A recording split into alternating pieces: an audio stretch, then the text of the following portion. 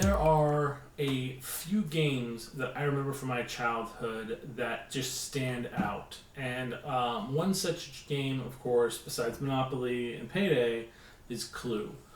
Clue is, if you haven't seen it, which how could you not, is a game where you're literally trying to discover who killed Mr. Body, where they killed them, what they used to kill them, and then, like putting it all together, and you're using that based on facts that other people know, and they're trying to keep secret too because they're trying to find out who killed Mr. Body. And so you kind of make your accusations, you kind of run around the board trying to find it, and at the end of the game, when you think you got it, you get to basically make your final thing and look at the cards, and if you're wrong, you're out of the game. And then as long as there's more than one more player, you can keep kind of going, trying to solve the situation until you resolve it. So it's a pretty fun game. It's been around for a very long time. But why are we talking about it? Why are we talking about Clue? Well, because our friends over at USopoly have a Dungeons and Dragon Clue. How awesome is that? So let's open this up and see what makes this game different than all the other clues that are out there in the world. Now, I have another version of Clue, actually, that I have in my collection. It's one of the hard cases that look kind of like books. I like those ones a lot because you can put them on your shelf. So that way they look really nice, and you can put them on the sideways, and they don't take up a lot of space. But this is definitely one I would consider checking out just because of like the theme. So on top of this, we have different rooms, of course.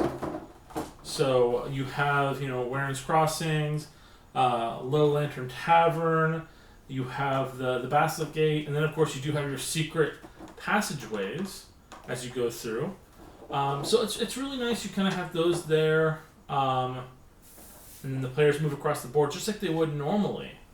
So that's pretty straightforward, but let's go into the other parts. So you have these little push-up pieces for the characters. You have red, blue, white, yellow, green, and purple. And then you have these little placards to put them in. So these are kind of like soft paper. So it is nice that they gave these hard plastic pieces for you to slide them in, so that way they're not getting damaged. But it looks like it just goes in from the top. And then you might want to make sure you put them in the right one, though, because the bottom does have a color that you should match them to. I did not think about that. Alright, so this is purple. So get the purple one, and then slide that into the purple base, so you don't look like a fool like I just did. And so you just match these pieces up to there. So those are really nice. They're not like... I really would have thought minis would have been really cool for this, because, minis are... they're D&D, but it's still pretty cool. Then, of course, you have the dice right here, and then these are the murder weapons. These are what I think we all really want to see, because normally in the game you have the rope, the revolver, the pipe, but do those really fit in the world of D&D? So in here we have a claw glove. We have like a sword, a bow and arrow. It looks like a little cauldron, of course, a musket, and then a knife. So those are really kind of cool and awesome for the world that it's in. And then another facet we have here is, just like we have in Clue, you have the cards. Just like before. But these cards have just beautiful artwork on them.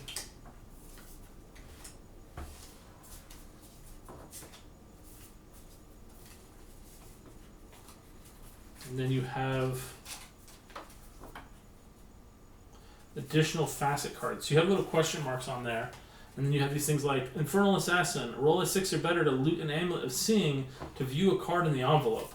So these like special abilities really add on top of that great little extra piece. But you do have, the traditional cards like the weapons, the people,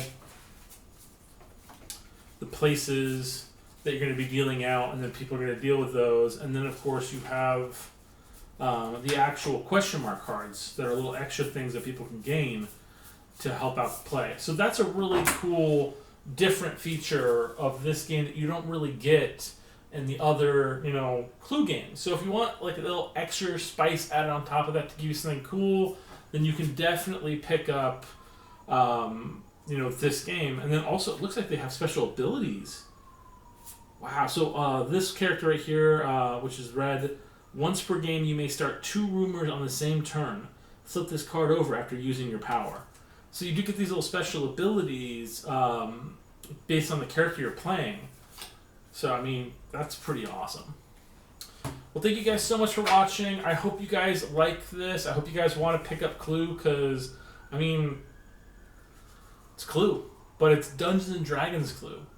If you're a fan of the game, if you like, role-playing games, why wouldn't you want to add this to your collection?